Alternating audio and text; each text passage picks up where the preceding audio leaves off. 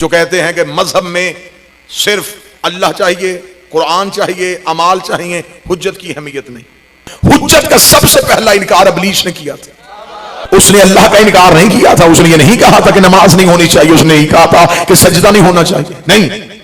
ابلیس کل بھی یا اللہ مدد کا قائل تھا،